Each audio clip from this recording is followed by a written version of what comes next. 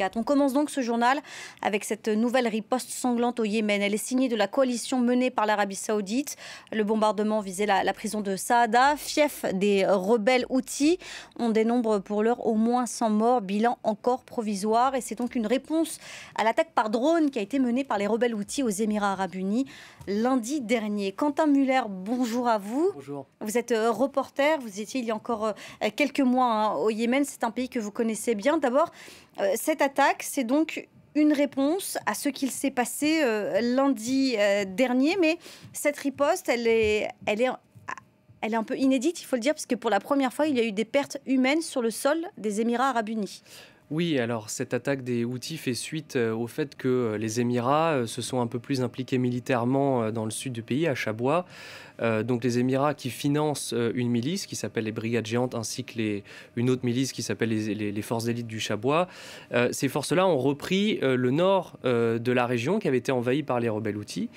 Et donc les Houthis, en réaction à ça, ont frappé pour la première fois sur le sol émirati en faisant des victimes. Donc c'était malheureusement deux pauvres travailleurs indiens ainsi qu'un travailleur pakistanais. Et donc, c'est la première fois qu'on a des pertes sur le sol émirati. C'est une première et c'est un avant-goût de ce que pourraient faire les Houthis, en tout cas, si jamais les Émirats continuaient leur soutien militaire à la coalition et donc au gouvernement yéménite. On va revenir un peu plus tard justement sur le pouvoir qu'a justement cette organisation, celle des rebelles Houthis. Mais d'abord, attaquer les Émirats Arabes Unis, je le disais, ce n'est pas anodin. En 2019, ils s'étaient un peu désengagés de cette coalition. Et là, aujourd'hui, ils reviennent en force. C'est aussi une manière peut-être d'annoncer la couleur aux Émirats Arabes Unis. Il faut savoir que quand en 2015, les Émirats s'engagent dans la coalition contre les Houthis, ils s'engagent avec une idée derrière la tête. Pas celle de faire la guerre contre les Houthis, mais d'accroître leur influence dans le sud du Yémen, en formant des milices yéménites et en mettant au pouvoir le mouvement séparatiste sudiste qui s'appelle le CTS, le Conseil de transition du Sud. Et donc aujourd'hui, ce Conseil de transition du Sud veut se séparer du gouvernement. Et ce mouvement-là politique détient plusieurs villes, Aden, Moukalla, donc des villes du sud importantes. Et donc les Émirats est leur premier soutien. Et donc à travers cette force-là, les Émirats ont une influence importante au Yémen.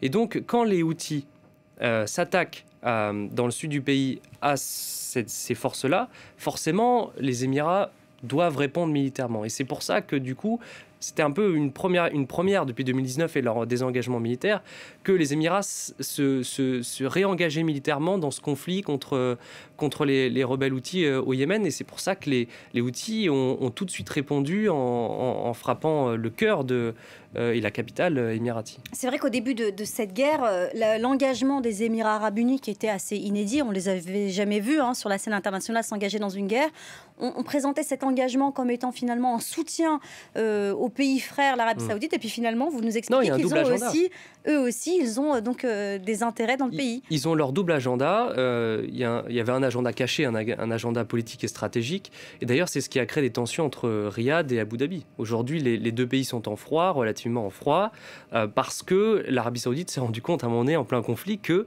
les Émiratis, derrière, fomentaient quelque chose, c'est-à-dire un second pouvoir. C'est quand même assez incroyable, ces deux pays dans la même coalition, alliés, qui se font à un moment donné la guerre, puisque les séparatistes ont à un moment donné attaqué le gouvernement, soutenu par l'Arabie Saoudite. Donc c'est assez inédit, c'est assez incroyable, ubuesque même. Face à cette coalition, il y a donc les rebelles Houthis, vous nous en avez parlé brièvement. Eux sont soutenus notamment par l'Iran qui connaît des difficultés aujourd'hui. Comment font-ils pour survivre? Comment font-ils pour s'organiser? Ils sont armés, ils sont bien organisés. Comment fonctionne le système Houthi? Le système Houthi, déjà, ils ont envahi la capitale et ils ont envahi les zones les plus peuplées du Yémen du Nord. Donc des zones qui sont riches. Ils ont également volé toutes les armes et le matériel militaire haute technologie qui avait été vendu au gouvernement yéménite pour lutter contre Al-Qaïda. donc vendues par la France, notamment la Russie, les États-Unis.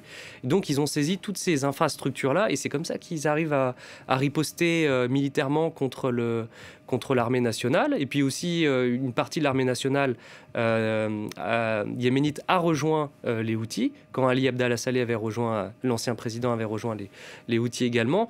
Donc c'est pour ça qu'ils sont aussi forts aujourd'hui, et puis surtout ils connaissent le terrain, ils connaissent le nord du Yémen. Donc face à des milices, par exemple, qui viennent du sud, ou face à des Soudanais, par exemple, qui avaient été engagés par l'Arabie Saoudite, ou des mercenaires émiratis, soit qui viennent de Colombie, soit qui viennent d'ailleurs, ils ont un avantage. Eux connaissent particulièrement bien donc, le terrain. On a parlé un peu de l'aspect géopolitique, de l'aspect diplomatique même aussi, mais concrètement sur le terrain, vous qui revenez du pays, comment la population survit?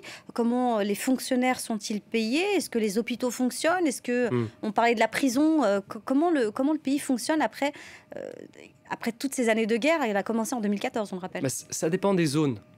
Chaque zone aujourd'hui comme l'État est totalement absent, chaque zone est un peu indépendante. Donc chaque zone dépend de relations politiques avec le gouvernement. Moi, je sais qu'à Marib, par exemple, les fonctionnaires sont payés.